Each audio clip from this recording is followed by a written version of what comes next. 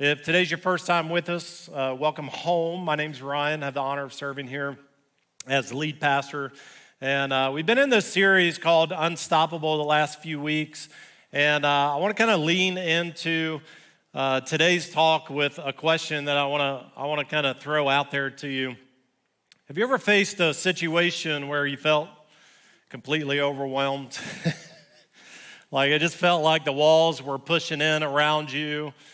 Struggled to really understand how in the world that you can get out of the situation that you're in. Maybe today, you walk in here and, been struggling with your marriage. Maybe there's been just a lot of fighting going on. Just you guys don't feel like you're on the same page.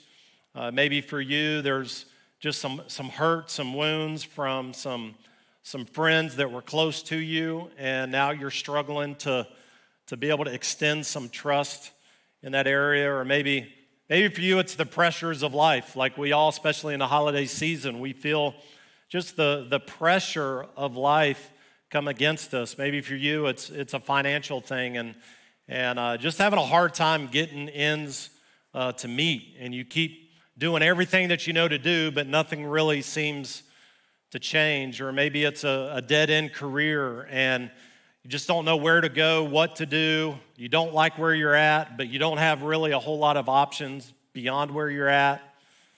Or maybe you find yourself kind of in an emotional kind of cave, dealing with anxiety and depression, with us having the holidays. Maybe you lost somebody that was really close to you this year, and just trying to wrap your head around what it looks like to have a Christmas for the first time without them. It can be challenging. It can be tough. Maybe today it's your relationship with God, that it just feels not really even distant, like it just feels like God is absent, like He's nowhere to be found in the situations and the things that you're wrestling with. And if you're anything like me and you find yourself in an impossible situation like that, the easy thing to do, the thing that we all naturally kind of do, is we begin to look at what we don't have, what's missing in whatever the situation is in our life, and we kind of make this assumption that if we just had more of whatever that thing is, then our problem would be gone. But here's the problem that I think we all face with that kind of mindset, is that life doesn't always give us more, does it? Like we can spend a lot of time feeling like if we had more money, if we had more happiness in our marriage, if we had more time to rest, if we had more time with kids, like we kind of build that up. If we just have more, then life would be better. But life usually doesn't give us more. And so today I want to kind of throw out this idea that what if the solution to the season that you're in right now doesn't really have anything to do with more of what is a deficiency in your life, but what if the solution is actually something a little closer than you think? What if the solution is right there at your fingertips, but you've just not quite identified it yet? Today I want us to venture into a story out of 2 Kings chapter 4. It's a story about a woman who's faced with an impossible situation. No way possible for her to be able to fix the predicament that she's in. But she discovers something along the way that I think God would have all of us discover today if we're facing a difficult situation. And that's that our breakthrough is actually closer than we think. And so today, as we kick into week 4 of this message series called Unstoppable, we've been on this journey trying to discover what it looks like for us to be unstoppable in life, to be unstoppable as a body of believers, and what God is wanting us to do as a church. And we talked in week 1 about having an unstoppable faith and what that looked like. And then in week 2, we talked about the importance of having unstoppable compassion, that we've got to come to a place in our life where we don't get so consumed with what we need that we miss the opportunities to meet other people's needs. Last week we talked about kind of a challenging one, which is what it looks like to have an unstoppable mindset, and that the way that we think about ourselves and the way that we think about our situations, that it matters. And today I want to continue this kind of train of thought of unstoppable. Today I want to talk to you from this title, Unstoppable Courage. Like what it looks like for us when we're faced with a difficult situation or season, what it looks like for us to have the courage to walk through it and to get through it. So today, if you got your phone with you, if you pull that out, you can tap the seat back in front of you to follow along with the notes today. I was made aware this week that in the last several weeks that we've been doing that we've had almost 3,000 taps to that page. So it's obvious that you guys are finding benefit in being able to check in with everything that's happening around TC and to be able to follow along with my notes. So go ahead and tap the dot and you can follow along with the message today. We're going to be looking in 2 Kings chapter 4. And I love this story partly because in this story, God helps us see something that I think can give us great perspective in whatever season that we're facing. And here's what he helps us see is that God doesn't look at what we lack and see failure, but he looks at what we have and he sees potential.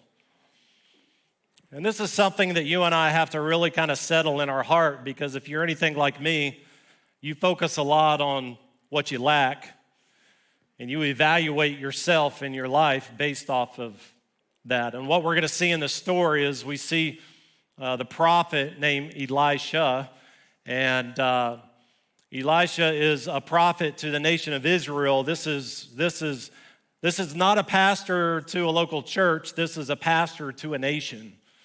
And a widow woman who is in desperate need comes to him, and she's in a situation that she can't fix on her own.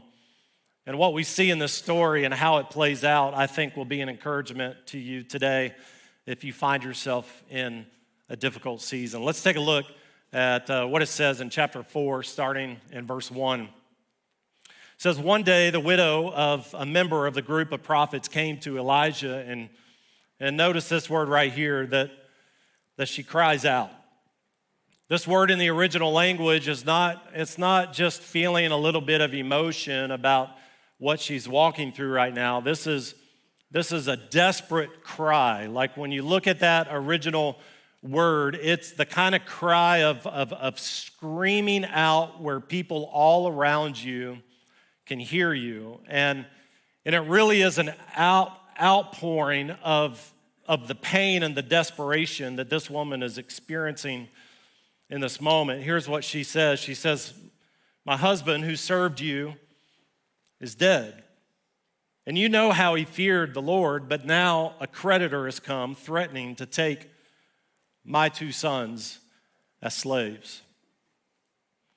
There's a lot happening here in this one verse that I think is important for us to grab, to have some handles on. Here's a woman of faith who had a husband that loved God, that served God, and he unexpectedly dies, and it puts her in a very difficult situation.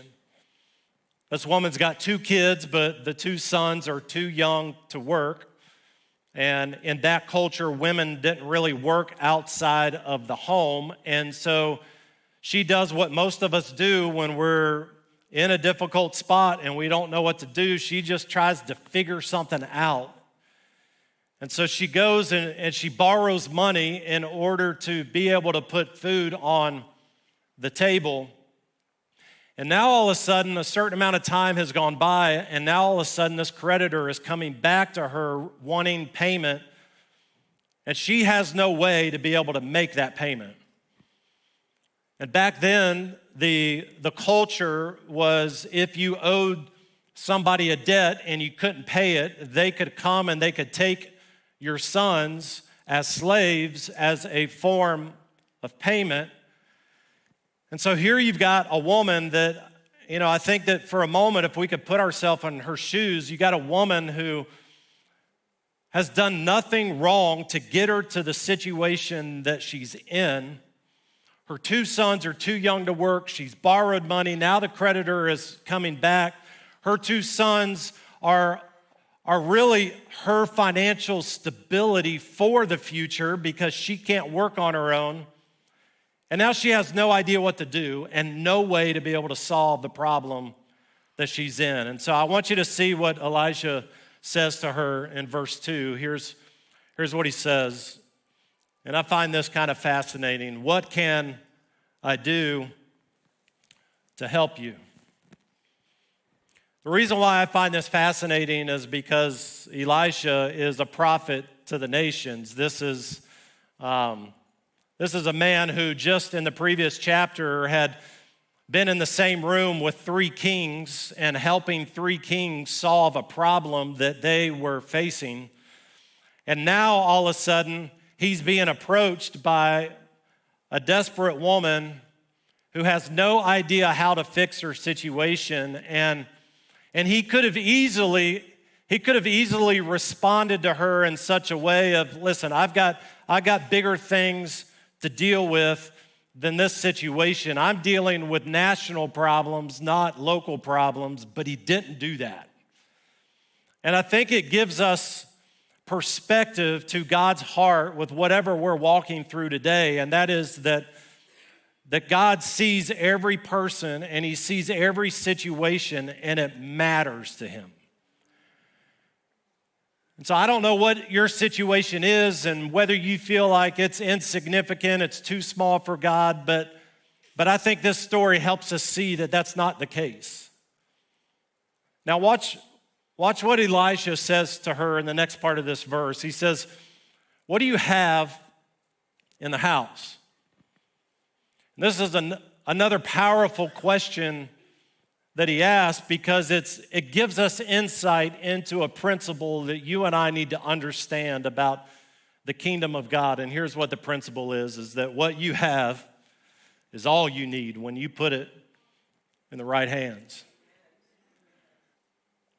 That he's setting her up right now for a miracle, and she doesn't even realize it yet. Now notice her response to this question, because you and I do this all the time. We do this all the time. Notice what her response is. When he asked her, "What do you have in the house?" her response is, "I have nothing at all." And then she says, "Except a flask of oil." Now here's what she did in this moment. She focused on what she didn't have, and she minimized what she did have. Friend, you and I do that all the time in our life.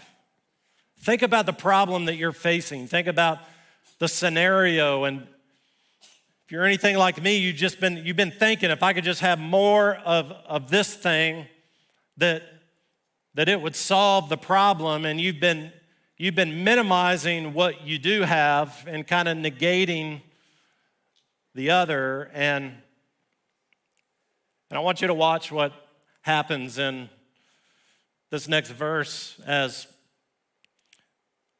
Elijah begins, go back if you can, as Elijah begins to set up this next idea that her breakthrough is going to be connected to the very thing that she keeps overlooking in her life. And could it be that the breakthrough that God is wanting to do in your life, could it be connected to the very thing that you keep overlooking in your life? He says this in the next verse. Elijah said, "Borrow as many empty jars," notice this here, I'll get to that in a second, "as you can from your friends and your neighbors." Next verse says this in verse 4, "Then go into your house with your sons and shut the door behind you." He says this, "Take what you've been overlooking, take what you've been minimizing in your own life, take that and pour that olive oil from your flask into the jars, setting each one aside when it's filled. Now, I think about this moment, and again, put yourself in her shoes for a second. Think about how embarrassing and humbling that would have had to be for her to walk up and down the street in her neighborhood, knocking on doors, asking for empty jars, having to field the questions of the people of that home of, what do you need an empty jar from? And she can't really give them an answer because she doesn't know what the empty jar is for. She just knows she's been told to do it. And then he begins to tell her to pour what little she has. Well, that, I don't know about you, but I'm a logical, rational kind of guy. And so I would think that she had to begin to wrestle with doubt and uncertainty of, she's fully aware of what she doesn't have. She's fully aware that she has just a little bit of oil, and now she's being told to get these jars and to put them on the table, and she's got to pour out what little she has, and the assumption is that there's going to be more oil that's going to come out and it's going to fill the jars, and she had to have had this moment where she began to question, like, this doesn't make sense. Why me? Like, I wonder if she looked at Elijah and made some sort of statement like, listen, I've got a money problem, not an oil problem. Why are you asking me to do this? And then we see a pivotal moment in her life in this next verse. I say it's pivotal because she had two options. She could allow doubt and uncertainty to determine the steps that she took, or she could trust God even though it didn't make sense. And these 5 words right here became a pivotal moment for her and her life. That she did as she was told. And it makes me wonder in our life how many miracles that we miss out on that God is trying to do in our situation because we allow doubt and uncertainty to keep us from doing what we were told. I've kind of learned in my journey of following God that the difference between mayhem and miracles is this. The less I do what God is prompting me and leading me to do, even when it doesn't make sense, the more mayhem I experience in my life.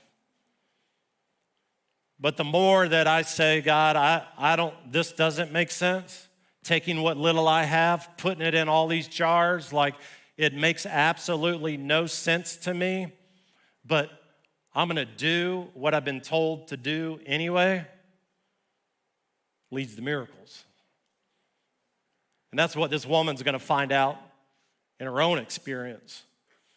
That she does what she's told, and her sons kept bringing jars to her, and she fills one after another. And in verse 6, it says, soon every container was full to the brim.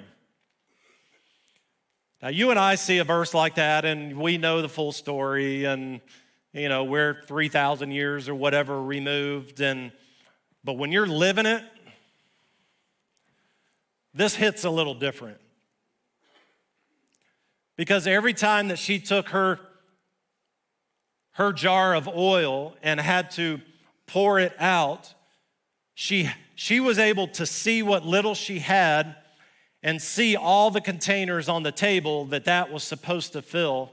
And everything from a logical perspective would say there's no way that can happen. But yet she still had to proceed and take step after step after step of pouring out what was in her jar to the next. And this verse right here, I think this word specifically says something, because you and I, so many times, we'll pour out, we'll go grab some jars and we'll pour a little bit out, but when it doesn't happen at the speed that we think that it should happen, we stop pouring. Soon doesn't mean instantaneous. Soon means that there was a process. And every pour required an additional step of faith. And notice what happens next in this verse, in verse 6. She fills up all the jars that she can visibly see in front of her, and then she says to her sons, "Bring me another jar." And notice this. Her son said, there's not any more. That's all the jars that we collected. And then it says that the olive oil that has stopped flowing. And I think there's something in this verse that you and I need to recognize, is that the oil didn't stop flowing because God didn't have enough provision for the moment. The oil stopped flowing because they didn't have enough jars for the moment. It's a reflection of the type of faith that we have when God calls us to step out into unknown territory and to do something that doesn't make sense. And what's that degree of faith? Because God doesn't have a provision problem. Oftentimes, the difference between mayhem and miracle in our life has nothing to do with God's provision, but everything to do with our lack of trusting that God will do what He says He'll do, even when it doesn't make sense to our logical minds. I want you to see this in the next verse, in verse 7, because I think this is pretty interesting too. That after that happened, she told the man of God, and here's what he tells her to do. He tells her to go sell the olive oil. I don't know if you've kind of caught this at this point yet, but this is the first time that he mentions to her why she's doing what she's doing. This whole process and the steps that she's had to take up to this point were without understanding why she was being asked to do what she's doing. And then this next part is, to me, is just crazy, because it shows the heart of the Father in the situation that we find ourselves in. He says, go sell the olive oil, and here's what you're going to do with it. You're going to use it to pay your debts. You're going to pay the creditors off that you owe money to. And your sons, well, you guys are going to be able to live on what's left. Here's why I think this is so amazing. This woman approached Elisha able to see the crisis that she was currently in. The crisis was she had a debt that she couldn't pay, and if she didn't get it paid, she was going to lose her sons, which would not just fracture the family, but it would destroy her financial stability for the rest of her life. That was the crisis she could see, and God met that crisis. But there was another crisis that this woman was about to experience that she couldn't see, and that was her financial stability moving forward. And God, in His love and compassion, provided not just to the need that she could see, but provided to the need that she couldn't see. And friend, God does that in our lives. That when we trust God and He begins to call us into waters, uncharted waters, and in areas of our life that don't make sense, that we doubt and we wrestle with, as He begins to do that, He's not just trying to provide for the crisis we're currently in. But here's what I like to say. We can see down the road, but God can see around the corner. He can see what you can't see. And trusting him, not only will he come through in the crisis you're experiencing, but he's also going to provide for the crisis that you can't see. And so what does this look like? What does this look like in our life? How do we take a story like this and how do we put handles on it so we know how to apply this in our own lives as we walk out today? I want to give you two quick takeaways. The first one is this, is that small steps can lead to big breakthroughs. That you and I need to recognize that small steps can lead to big breakthroughs. And maybe for you today, a small step, if you're struggling in your marriage, if you feel like you're on a different path and you're crossing each other and you're fighting all the time, maybe the small step for you is an apology. One of the things that I find interesting about the story is that she had to go gather empty jars, which meant most likely in those homes they would either have to pour out what was already in there, or it was just kind of some discarded jars that nobody was using or paying attention to. And so many times in our life, we ask God for more in our life, but we come to him already full with no room for him to do anything in. And could it be in your marriage today that it's emptying out the pride in your life in order to take this thing that you keep overlooking and minimizing, which is an apology, and to give it? Maybe for you and your finances and the wrestle with that, maybe what God's calling you to do is to take a small step that doesn't make sense, which is I'm not able to make ends meet now, and now, God, you're asking me to step out in faith and to be faithful and to prioritize your kingdom. Like, it doesn't make sense.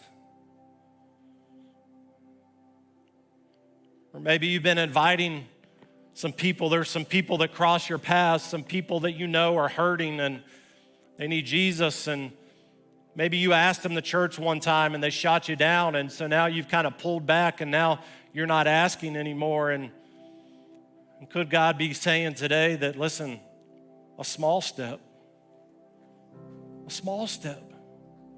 ask again.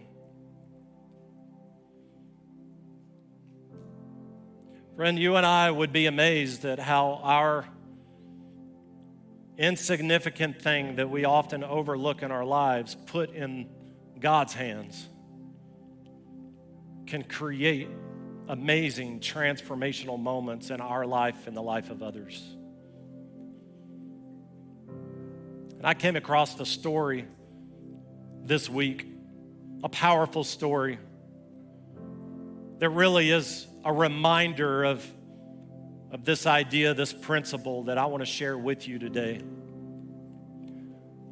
So over the next couple minutes, I want you to turn your attention to the screens, and I want you to hear Britney's story today.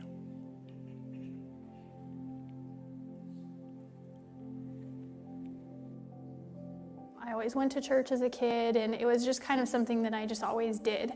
The older I got, the more I really started to question things. Kind of turned my back on the whole thing. I had that idea that if this is what it looks like to be a Christian, I don't want to be a part of it. And I kind of went off and did my own thing, and that's where a lot of my life just completely fell apart. It had a good severing between my parents and I. And I jumped into the first relationship that I could get into, which was the biggest mistake of my life. Ended up walking into a situation that turned extremely abusive. Shortly after he and I had gotten together, my grandfather had passed away. I had gone back to Arkansas for the funeral, and like all hell broke loose within my family, and because everyone found out that I was living with this guy, and it was so bad that when I came back from that funeral, I had a message left on my phone from my mom saying that as far as she was concerned, I was no longer a part of the family and she could care less if I were dead or alive.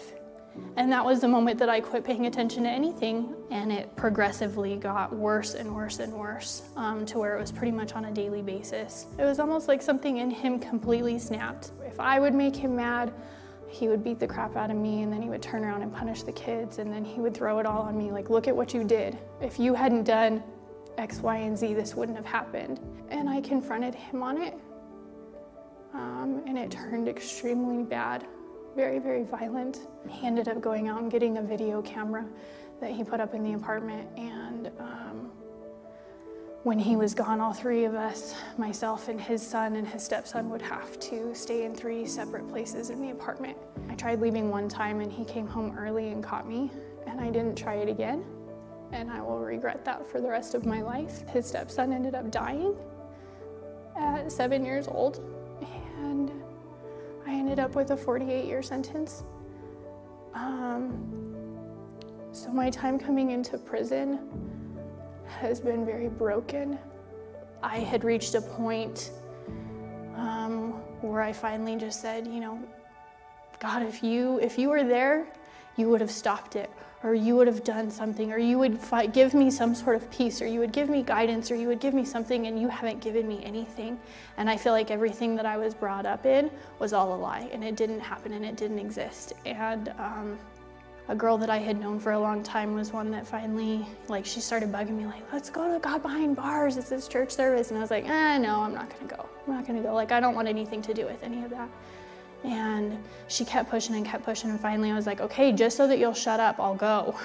And everything goes dark, and praise and worship starts, and I just started bawling. And I didn't even know why I was bawling. I just had completely lost it. And it was like this moment of, I had never felt the presence of God like I did that night.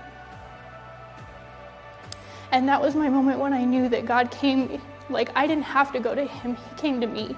And he basically said, like, you are my daughter and I love you, and that's never gonna change. And I'm here, like, you've been calling out to me, you've been asking for me, I'm here. And it's never been the same since. I have seen so many things happen and so much restoration within my family, within friends. He's given me a strength in myself that I never would have thought that I could have. He has shown me that I am someone that's important, that I am someone who is worth it.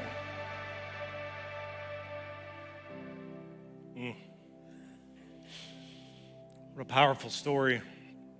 You know, I hear a story like that, and it starts with one small step, a persistent invite. And it's coupled with a group of people somewhere seeing an opportunity to create space for God to move and to make a difference. It got Britney to the point of transformation in her life. And it makes me just kind of wonder sometimes, imagine what God could do through people that were willing to pour what little they had. You know, today I want to give you just a couple quick, practical kind of action steps to this first point in what we just saw. And it's first, as you heard before,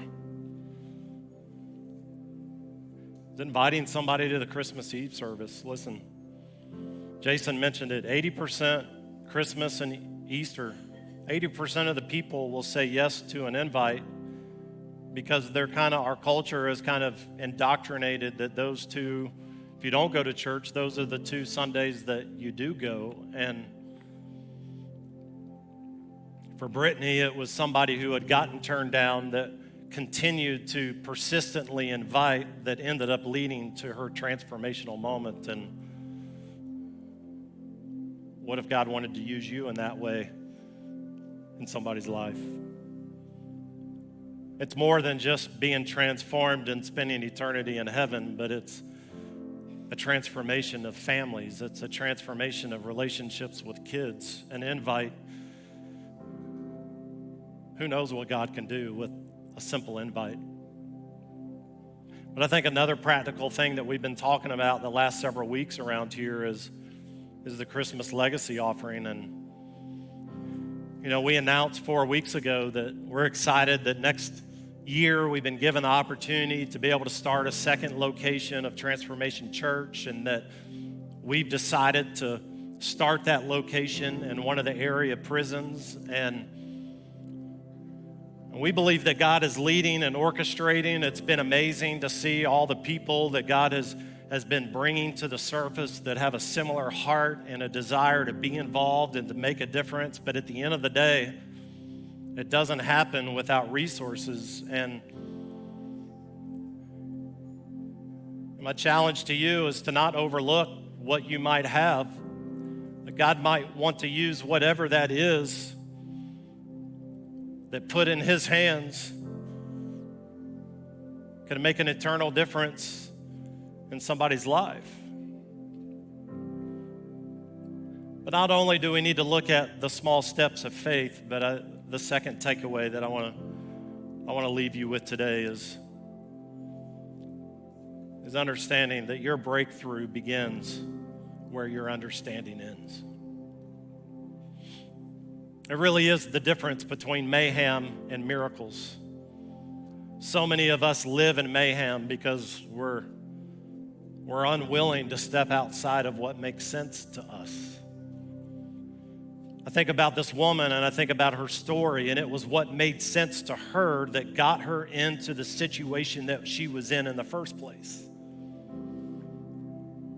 But with an act of courage, even though there was plenty of doubt and a lack of understanding, it was a courageous step that opened the door for God to do a miracle in the situation she saw and the situation she didn't. Friend, this is what I've learned about my own life and my own journey is this, in this next statement, that God lets us reach the end of our own options so we're finally ready to embrace His. Friend, most of our life, if we look in the rearview mirror, is because the pain, the mayhem that we experience, the impossible situations, is because we keep doing what makes sense to us. And could it be in this moment that God is trying to help you get bigger perspective around the idea that what little we have, He sees as potential, not failure. And that if we put it in His hands, He's the God that can do exceedingly, abundantly, above all that we might ask, think, or I love this in the Message version, imagine. Would you bow your head with me today? I want you right now in the stillness of this moment, I want you to just kind of open your heart and open your ears to the Holy Spirit in this moment, because my guess is that for some of you, God has been asking that question to you lately. What do you have? And I don't know what your situation is. Maybe it's money like this lady, but maybe it's your marriage. Maybe it's with your kids. Maybe it's your career or your mental health, or I don't know what it is, but the principle still applies, is that chances are you've been focusing on what you need more of. You've been saying, God, more, more, more, and God's saying to you today, no, pour, pour, pour. That what you've been minimizing in your life, that God's saying, I want to use that to do extraordinary things in your life. But you're faced with the same pivotal moment that this woman was faced with. What is she going to do with it? Is she going to continue to make decisions based off of her own understanding, or is she going to trust God and take a courageous step of faith? Thank you so much for tuning in with us. If you enjoyed today's message, go ahead and subscribe because there's content like this every single week. And if it spoke to you in any way, make sure you share it with a friend because you never know whose life you can change with just one simple share. Listen, we hope to see your face in the place this Sunday. Go ahead and check out our website for our service times at transformtlh.com, and we hope to see you soon.